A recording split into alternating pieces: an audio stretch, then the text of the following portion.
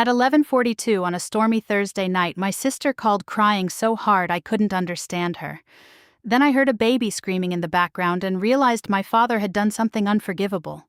I was standing in my kitchen in Dayton, Ohio, rinsing out a coffee mug before bed. The local weather forecast had been warning about severe thunderstorms all afternoon. Rain hammered against my windows hard enough to rattle the glass. The wind had been howling for hours. I almost didn't answer the phone. Sarah rarely called that late. When I picked up, all I heard at first was static, then sobbing. Sarah. More crying. Sarah, slow down. What happened? I heard a baby wailing. My stomach tightened immediately. Emily was only 6 weeks old. Then Sarah finally managed to speak. Dad threw us out. For a second, I honestly thought I'd heard her wrong. What? He threw us out. Lightning cracked somewhere outside my house. I gripped the kitchen counter. What do you mean he threw you out? Her voice broke. He said I embarrassed the family. He said I made my bed when I divorced Jason. I closed my eyes. 3 months earlier, Sarah had discovered her husband was having an affair with a woman from his office in Columbus. The divorce had been ugly. Not because Sarah wanted it. Because Jason did everything possible to make it harder. The one person who should have supported her was our father. Instead, he treated her like she was the one who'd done something wrong. Frank Parker was 73 years old and stubborn enough to argue with a stop sign. Around Springfield, people respected him. Former church deacon. Volunteer firefighter decades ago. Little league coach. The kind of man who shook every hand in town and remembered everybody's birthday. People thought he was a saint. His family knew better. He could be generous. He could also be cruel when somebody challenged his beliefs. And in Dad's mind, divorce wasn't just a mistake. It was a disgrace. Where are you? I asked. A gas station. What gas station? The Marathon near Route 68. I knew the one. About 2.5 hours from Dayton. Maybe a little longer with weather like this. Stay there. Linda, stay there, I'm coming. The line went silent. Then came her voice again, small, defeated. Thank you. I hung up and immediately grabbed my keys. My husband had passed away 5 years earlier, so there was nobody to explain things to. Nobody to tell me I was being reckless. Maybe if someone had been there, they would have tried. I would have gone anyway. I threw on a raincoat, grabbed my purse, and headed for my Toyota Highlander. The rain felt like buckets of ice water. By the time I reached the driveway, I was soaked. The drive was miserable. Sheets of rain blurred the highway. Every few miles, another emergency vehicle flew past with flashing lights. I kept both hands tight on the steering wheel. My mind raced the entire trip. I thought about Sarah. I thought about little Emily. Mostly I thought about Dad. Part of me kept hoping there had been some misunderstanding. Maybe Sarah exaggerated. Maybe Dad had simply told her to leave. Maybe he planned to let her come back. Then I remembered something he'd said a few weeks earlier. We'd been sitting at Cracker Barrel after church. Sarah's divorce had come up. Dad stabbed a piece of meatloaf with his fork. People quit too easily nowadays. I set down my coffee. Jason cheated on her. Dad shrugged. Marriage is still marriage. I should have recognized then how far he'd gone. But we spend years making excuses for family, especially parents. Around midnight, I stopped at a speedway for gas. The storm was getting worse. Inside, a young cashier looked at me and said, "You picked a rough night to travel." "You have no idea," she laughed politely. I didn't. The rest of the drive felt endless. I called Sarah 3 times. No answer. I texted. Nothing. At first I assumed her phone battery had died. Then I started imagining worse possibilities. At 1:57 a.m., I finally pulled into the Marathon station. The place looked nearly abandoned. Half the parking lot lights were out. Rainwater rushed across the pavement like small rivers. I spotted Sarah's Honda Civic immediately. My heart eased for half a second. Then I noticed something strange. The driver's seat was empty. I parked beside her car. The baby was crying. I could hear it even over the rain. I jumped out and ran. Emily was strapped into her car seat in the back. Warm, safe, crying her lungs out. But Sarah wasn't there. I checked the front seat. Nobody. I looked around the pumps. Nothing. I ran inside carrying Emily. A middle-aged clerk looked up from behind the counter. "Did you see a woman here, blonde hair, mid-30s with a baby?" His face tightened. "You family?" "She's my sister." He nodded slowly. "Yeah, she was here." Relief hit me. "Where is she?" The clerk frowned. "That's the thing." "What thing?" He glanced toward the windows. "She left." My stomach dropped. "Left with who?" He shook his head. "I don't know." When? Maybe 45 minutes ago. I stared at him. The baby cried harder against my shoulder. Outside, thunder rolled across the dark Ohio sky. You're telling me my sister left her newborn baby here? The clerk looked uncomfortable. No. What do you mean, no? His eyes shifted toward the parking lot, toward Sarah's car, then back to me. And what he said next made every hair on the back of my neck stand up. Ma'am, he said quietly, she didn't leave the baby. I felt my pulse pounding. Then where was the baby? The clerk swallowed. When your sister got into that other vehicle. He paused. The baby wasn't with her. The room suddenly felt cold. I looked down at Emily, then back at him. What other vehicle? The clerk pointed toward a security camera mounted above the register. And in that moment, standing under harsh fluorescent lights, while a thunderstorm battered the building outside, I realized something was terribly wrong. Because Sarah hadn't simply disappeared. Someone had picked her up, and nobody knew who. I didn't sleep at all that night. By 3 a.m, I was sitting in the Marathon parking lot with baby Emily asleep in a borrowed blanket from the gas station clerk. Rain still pounded the roof of my SUV, but the storm had started moving east. The world outside looked washed out and exhausted, kind of how I felt. I kept replaying the clerk's words. She got into another vehicle. That didn't make sense. Sarah would never willingly leave Emily behind. Not for 5 minutes, not for 5 seconds. She was the kind of mother who checked whether her baby was breathing every 20 minutes. When Emily had her first cold, Sarah spent an entire night sitting beside the crib. Leaving her child behind simply wasn't possible. Around 3:30 a.m., a sheriff's deputy arrived. Deputy Mark Jensen, mid-50s, calm voice, kind eyes. The kind of officer who looked like he'd spent 20 years talking people through bad situations. He listened carefully while I explained everything. Then he took notes. Finally, he leaned against the hood of his cruiser. Mrs. Parker, let's not jump to conclusions. I hated that sentence immediately. What conclusions? We don't know a crime occurred. My sister disappeared. We know she left with someone. I crossed my arms. Without her baby. He nodded. I understand your concern. Concern? I was way beyond concern. Sarah isn't the type to abandon her child. I believe you. But, he sighed. People under emotional stress sometimes make unexpected decisions. I wanted to scream. Instead, I looked down at Emily sleeping peacefully in her carrier. Then find her. The deputy promised they'd start looking. But I could tell from his tone that nobody was treating this as an emergency. Not yet. To them, Sarah was an upset woman going through a divorce. To me, she was my sister. By sunrise, I drove back to Dayton. Emily slept almost the entire trip. I glanced at her constantly. She looked so much like Sarah, it hurt. Same tiny nose. Same stubborn little chin. The kind of resemblance that starts showing up before a baby is even 2 months old. I stopped at a Walmart outside Xenia for diapers and formula. Standing in the baby aisle at 7 a.m. wasn't how I'd expected to spend my Friday. An older woman noticed me struggling to compare formula labels. First grandbaby? She asked. I almost laughed. No, long story. She smiled knowingly. Those are usually the best kind. If only she knew. Back home, I set up a portable crib in my guest room. Then I started making calls. First hospitals. Nothing. Then shelters. Nothing. Then Sarah's friends. Still nothing. By noon, I was running on caffeine and stubbornness.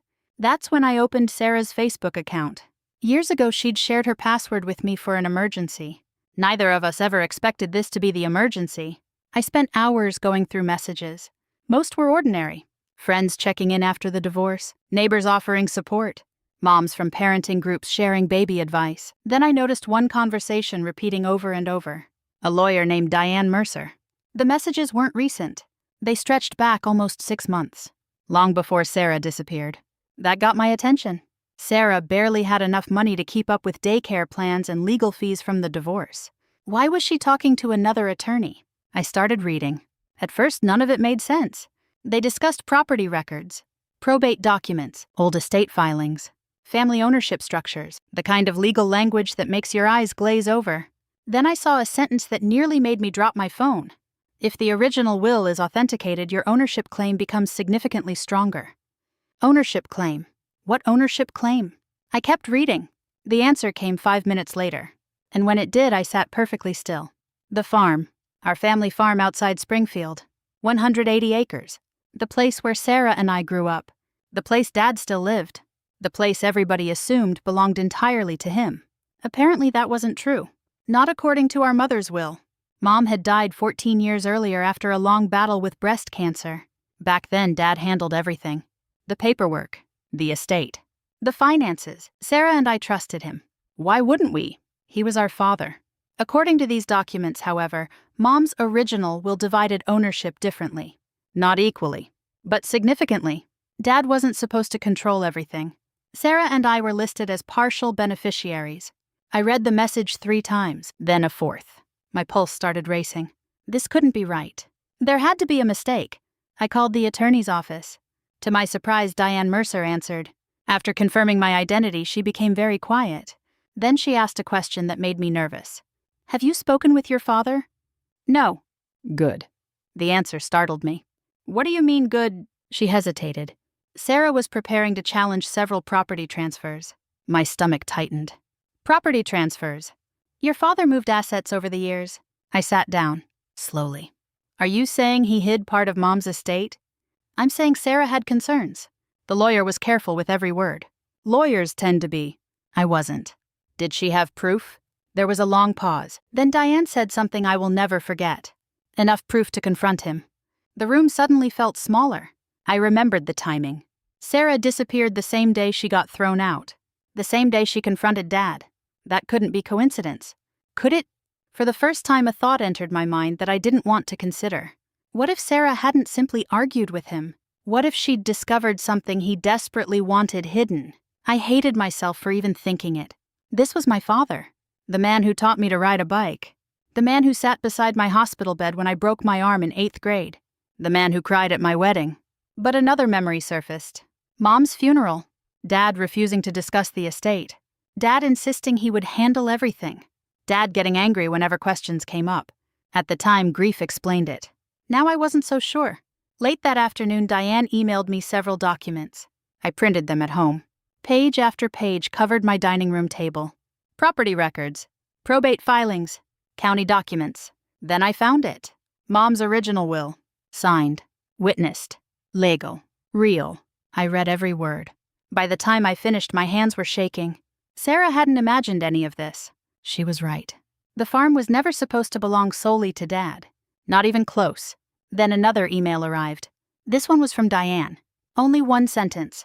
Sarah confronted your father the morning she disappeared. I stared at the screen. Then another sentence appeared as the lawyer sent a follow-up message. Multiple witnesses heard the argument. Outside, the storm clouds were finally breaking apart. Sunlight slipped through my kitchen window for the first time all day. But inside, everything felt darker than before. Because now I knew 2 things. My sister had uncovered a secret worth fighting over. And she vanished only hours after confronting the one person with the most to lose. By Monday morning, I had reached a point where coffee wasn't helping anymore. I was sleeping maybe 3 hours a night. The rest of the time, I was feeding Emily, answering calls from deputies, digging through records, and trying not to imagine worst-case scenarios. The strange thing was that Emily seemed perfectly content. While the adults around her were falling apart, she spent her days eating, sleeping, and occasionally staring at the ceiling fan like it was the greatest invention in human history.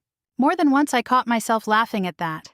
Not because anything was funny, because sometimes life throws something so absurd into the middle of a disaster that you can't help it. On Tuesday morning, I drove to Springfield. I needed answers. Not assumptions. Not theories. Answers. The county recorder's office sat in an old brick building near downtown. The same building had been there since I was a kid. Inside, nothing seemed to have changed. Same beige walls. Same squeaky chairs. Same smell of old paper. A clerk named Nancy helped me pull property records. When she saw the Parker name, she smiled. Frank Parker's daughter. I forced a smile. One of them. Oh, your father is wonderful. I heard that sentence at least 20 times over the next few weeks. Wonderful. Respected. Honorable. Dependable. The town had an entire vocabulary for describing Frank Parker. Unfortunately, I was starting to discover another vocabulary. Hidden.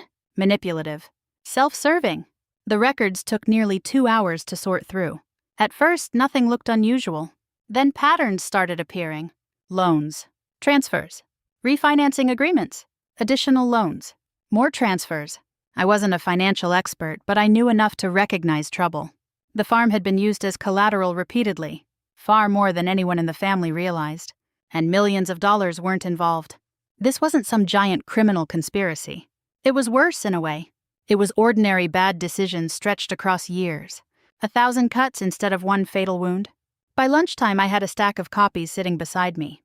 I spread them across a table at a nearby Bob Evans. The waitress kept refilling my coffee. Finally, she asked, "Working on taxes?" I almost choked.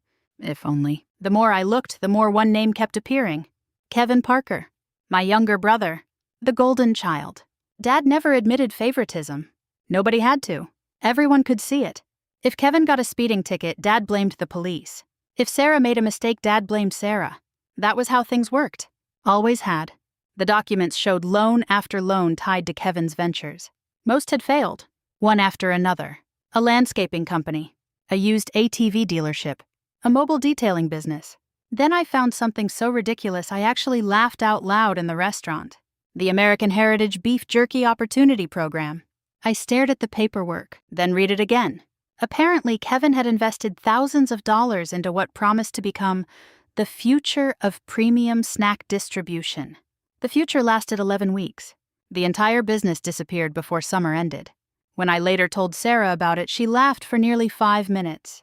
It was the first time I'd heard her laugh since all this started. But underneath the humor sat a painful truth. Dad had repeatedly rescued Kevin, using money that wasn't entirely his. Money connected to property Sarah and I legally shared. The realization settled heavily in my chest. I wasn't looking at a single bad decision. I was looking at years of them. Years hidden behind family loyalty. That afternoon I met Diane Mercer at her office. For the first time she spoke openly. "No," she said, pushing a file toward me. "Sarah wasn't trying to reconcile with your father." I looked up. What was she trying to do? Expose him. The word landed harder than I expected. Expose. Not negotiate. Not settle. Expose. Diane opened another folder. Inside were notes Sarah had compiled. Property records. Bank documents. Transfer dates. Everything carefully organized. Sarah had been building her case for months. Quietly. Patiently. Without telling anyone. Including me. That hurt more than I wanted to admit. Not because she owed me information. Because she'd been carrying the burden alone. Then Diane handed me a flash drive. "What's this?" Sarah left instructions. My heartbeat quickened. Instructions. In case something happened. I drove home before opening it. Part of me wasn't ready. Part of me feared what I'd hear. That evening, after Emily finally fell asleep, I plugged the drive into my laptop. Several files appeared. Documents. Photos. Scanned records. And one audio recording. I clicked play. Static filled the speakers. Then Sarah's voice. Calm. Almost too calm. "Linda, if you're listening to this, something probably went wrong." My chest tightened. "I hope I'm being overly cautious, I really do." A long pause followed. Then she continued. "Dad isn't who people think he is." I closed my eyes. Hearing her say it hurt. Not because I disagreed. Because I was beginning to agree. Sarah explained what she'd discovered. How the estate records didn't match. How ownership had been concealed. How money kept disappearing. Then she said something that chilled me. "If anything happens after I confront him, don't automatically believe his version." The recording ended. I sat there for a long time, listening to silence, trying to process everything. The next morning brought another breakthrough. Deputy Jensen called. His voice sounded different. More serious. "We got security footage." I immediately stood up. "From the gas station?" "Yes." "When can I see it?" "Come to Springfield." I left within 20 minutes. The sheriff's office showed me the footage in a small conference room. The video quality wasn't great. Rain covered much of the camera view, but it was clear enough. Sarah stood outside near the parking lot. She looked upset, pacing, holding her phone. Then headlights appeared. A pickup truck entered the lot. My pulse quickened. The truck stopped beside her. Someone got out. The figure approached. Sarah recognized him instantly. No fear. No struggle. No attempt to run. They talked. Then she got into the truck. The vehicle drove away. Deputy Jensen paused the video. "Know who that is?" I already did. Even through the grainy footage. Even through the rain. I'd recognize that truck anywhere. Because I'd spent half my childhood riding in it. My stomach dropped. The driver wasn't a stranger. It wasn't a kidnapper. It wasn't some mystery person. It was Kevin. My brother. The same brother Dad had spent years protecting. The same brother who supposedly knew nothing about any of this. And suddenly the entire story changed. Because Sarah hadn't vanished into the storm. My brother had picked her up, and nobody had told us why. I spent the entire drive home trying to make sense of what I'd seen. Kevin, not some stranger, not some mysterious figure. Kevin. For nearly a week, everyone had been asking the same question. Where did Sarah go? Meanwhile, my own brother apparently knew the answer the entire time. By the time I pulled into my driveway, I was furious, not just angry. The kind of anger that sits quietly and grows heavier by the hour. I called Kevin immediately, straight to voicemail. I called again. Voicemail. Again. Voicemail. On the fourth attempt, he finally answered. Linda. His voice sounded exhausted. Where is she? A long silence followed. Then he sighed. I knew this was coming. Where is Sarah? She's safe. I gripped the phone tighter. That's not an answer. She's safe. Kevin. Another pause. Then he said something unexpected. Can you meet me? 24 hours later, I found myself sitting across from my brother in a diner outside Richmond, Indiana. A neutral location. His idea. Probably because he knew I was too angry to visit his house. Kevin looked terrible. Dark circles under his eyes, 3-day beard, wrinkled flannel shirt. He looked older than his 50 years. For a few moments, neither of us spoke. Finally, I leaned forward. Start talking. He rubbed his face. Sarah's okay. I know that much. She's staying with a friend. Why? His eyes dropped to the table. Because things got out of control. That wasn't enough. He knew it. I knew it. So he started from the beginning. The morning Sarah confronted Dad, she brought copies of the property records. Copies of the will. Copies of financial documents. Everything. She laid them on the kitchen table. Then she demanded answers. The argument lasted nearly 3 hours. At first, Dad denied everything. Then he blamed lawyers. Then paperwork mistakes. Then misunderstandings. Eventually, the truth started slipping out. And according to Kevin, that was when everything exploded. He lost his temper, Kevin said quietly.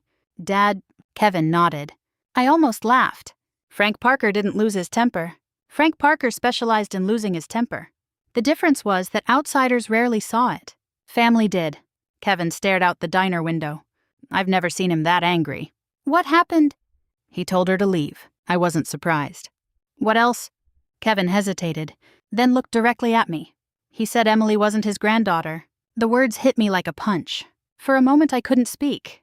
Even after everything I'd learned, I wasn't prepared for that. You're lying. I'm not. I sat back, stunned. Sarah's baby was 6 weeks old. Tiny. Innocent. Completely uninvolved in any of this. Yet somehow Dad had dragged her into the fight. Kevin shook his head. When Sarah grabbed the baby carrier, she was crying so hard she could barely stand. For the first time since arriving, genuine shame crossed his face. I should have stopped it. Did you? No. Neither of us spoke. The waitress arrived with coffee. Neither of us touched it. Finally, Kevin continued. Later that evening, I went looking for Sarah. Why? Because I knew Dad wasn't telling people the truth. That caught my attention. What truth? Kevin laughed bitterly. He started calling relatives before she even left town. Of course he did. Dad never liked losing control of a story. If something happened, he wanted to define the narrative before anyone else could. What was he saying? Kevin stared into his coffee. That Sarah was unstable. I felt my jaw tighten. Anything else? That the divorce had affected her mental health. There it was. The oldest trick in the book. Discredit the person telling the truth. Sarah wasn't unstable. She was angry. There was a difference. A huge difference. Kevin explained that he'd found Sarah sitting alone at the marathon station. Terrified. Exhausted. Humiliated. She told him everything. Then she made a decision. She didn't want to go home. She didn't want Dad finding her.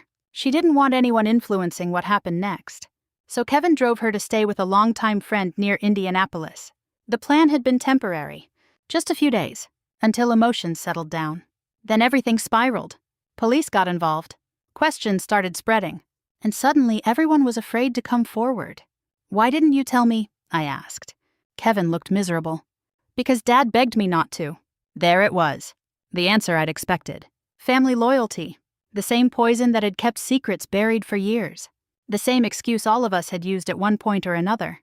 Keep the peace. Protect the family. Don't make things worse. I was tired of those words. For decades, keeping the peace mostly meant protecting whoever caused the problem. not the people harmed by it. That evening, Kevin finally took me to see Sarah. She was staying in a modest ranch house outside Indianapolis. The moment she opened the door, Emily started laughing from my arms. Sarah burst into tears. So did I. For several minutes, neither of us said much. We just stood there hugging, relieved, exhausted, overwhelmed. Later that night, after Emily finally fell asleep, the three of us sat around a kitchen table. Sarah laid out everything she'd gathered. Documents, recordings, financial statements, property records. The evidence was overwhelming. And for the first time, I understood something important. This wasn't really about money anymore. It hadn't been for a while. It was about accountability. Dad had spent years building a reputation. Meanwhile, people closest to him carried the consequences of decisions nobody else could see. The next few weeks became a battle. Not a legal battle. Not yet. A credibility battle. Everywhere we turned, people defended Dad. Church members, neighbors, family friends, even relatives. Some accused Sarah of greed. Others claimed she was attacking an elderly man. One aunt called me and said, "Your father gave you girls everything." I nearly laughed. The irony was unbelievable. The entire dispute existed because he'd spent years taking things that weren't entirely his. Some nights I questioned myself. A lot, actually. Dad was still my father, no matter what he'd done. Part of me wanted to walk away. Part of me wanted to let lawyers handle it quietly. But then I'd look at Emily. Or I'd remember Sarah sitting alone in that gas station parking lot. And I'd keep going. Eventually, Sarah uncovered something useful. Very useful. Dad's 75th birthday celebration. A large event. Church fellowship hall. Saturday afternoon. More than 100 guests expected. Former co-workers. Church leaders. Friends. Neighbors. Extended family. Basically everyone whose opinion mattered to him. At first I dismissed the idea. Then Sarah looked at me. What if we stop defending ourselves? What do you mean? What if we simply tell the truth? The room grew quiet. Kevin slowly nodded. I looked around the table. For the first time, the path forward seemed clear. Not easy. Not painless. But clear. Dad had spent years controlling the story. Now for once, everyone was going to hear the entire thing. And they were going to hear it all at the exact moment he expected applause. My father's 75th birthday party was scheduled for a Saturday afternoon in October. The weather couldn't have been more different from the night everything started. Clear skies, bright sunshine, cool Ohio air, the kind of fall day people wait all year for. By noon, cars filled the parking lot outside Springfield Community Church. People arrived carrying gifts, casseroles, and sheet cakes. Inside the fellowship hall, volunteers arranged folding tables decorated with photographs from Dad's life.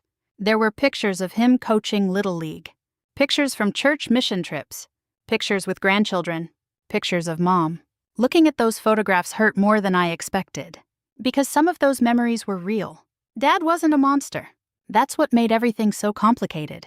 He had done good things, a lot of them, but good deeds don't erase harmful choices. And eventually the bill comes due. Around 1 o'clock, guests started filling every seat in the room. I recognized almost everyone. Neighbors, church members, former co-workers from the paper mill, people who had known our family for decades. Sarah sat beside me. Kevin sat on her other side. That alone attracted attention. Most people still didn't know she'd returned. Dad certainly didn't. We'd kept it that way intentionally. Across the room, Dad laughed with friends, shook hands, accepted compliments. The center of attention exactly where he liked to be. For a brief moment, I almost lost my nerve. I looked at Sarah. What if this goes badly? She smiled sadly. It's already gone badly. Fair point. The event officially began at 1:30. A church elder welcomed everyone. Several people gave speeches. Stories were shared. Jokes were told. Guests laughed. A slideshow played on a projector screen. At one point, an old fishing photo appeared. Dad and I standing beside a lake. I couldn't have been older than 12. For a second, I remembered how proud I felt that day. The memory almost broke my resolve. Almost. Then I remembered Sarah sitting in that gas station parking lot. And the feeling passed. Eventually, Dad stepped to the microphone. The applause lasted nearly 30 seconds. He looked genuinely moved. Maybe he was. He thanked everyone for coming. Thanked the church. Thanked family. Talked about faith. Talked about blessings. Talked about integrity. That last word nearly made Kevin choke on his coffee. I heard him mutter, "You've got to be kidding me." For the first time all afternoon, I almost smiled. Then Dad reached the end of his speech. And before we finish, he said, "I'd like to thank my children." The irony was incredible. He had no idea what was coming. As applause started again, I stood up. My knees felt weak. My hands were shaking. But I stood. "Actually," I said. My voice carried farther than expected. "I'd like to say a few words too." The room quieted. Dad looked surprised. Not worried. Just surprised. At least initially. The church elder handed me the microphone. I walked slowly toward the front of the room. Every eye followed me. For a moment I simply looked around. Then I began. "I've spent most of my life believing family problems should stay private." Several people nodded, including Dad. "Recently I've changed my mind." The room became very still. I spoke calmly. No yelling. No insults. No dramatic accusations. Just facts. One at a time. I explained how Sarah discovered discrepancies in Mom's estate records. I explained the hidden ownership documents. I explained the property transfers, the refinancing agreements, the financial records. At first, many people looked confused, then concerned, then uncomfortable. I handed copies to several church leaders. Diane Mercer had prepared everything carefully. Every document was authentic. Every claim was supported. There was no room for argument. The mood shifted quickly. People stopped smiling. Conversations disappeared. Even Dad looked unsettled now. When I mentioned the original will, several guests exchanged glances. When I explained that Sarah and I had ownership interests concealed for years, the silence deepened. Then came the hardest part. I looked toward Sarah. She gave a small nod. So I continued. "The financial issues matter," I said. "But they're not why we're here." Nobody moved. "The reason we're here is because 6 weeks after giving birth, my sister was thrown out during a storm." A few gasps sounded across the room. Dad immediately stepped forward. "Linda?" I raised my hand. "No." For once he stopped talking. I continued. "She wasn't thrown out because she committed a crime." Nobody spoke. "She wasn't thrown out because she hurt anyone." The room remained silent. "She was thrown out because she got divorced after her husband cheated on her." Several heads turned toward Dad. Others looked down. Then I played the recording. Sarah's recording. The one she'd made before confronting him. Her voice filled the fellowship hall. Calm, measured, honest. Nobody interrupted. Nobody could. When the recording ended, the room felt completely different. The admiration that had filled the building earlier was gone. Not replaced by hatred. Something quieter. Disappointment. The kind that cuts deeper. Then the final surprise happened. And it wasn't planned. Kevin stood up. Slowly. Nervously. He walked to the front. For years, Dad had defended him. Protected him. Made excuses for him. I expected Kevin to freeze. Instead, he took the microphone. Everything became very quiet. He looked directly at our father, then at the crowd. And finally he said, "She's telling the truth." A collective breath seemed to leave the room. Kevin admitted everything. The loans. The financial bailouts. The failed businesses. All of it. Even the beef jerky franchise. Especially the beef jerky franchise. A few stunned laughs escaped from the audience. The absurdity of it broke the tension for a moment. Then Kevin continued. "Dad helped me every time I failed." His voice cracked. And I let him. Nobody interrupted. I should have stopped him years ago.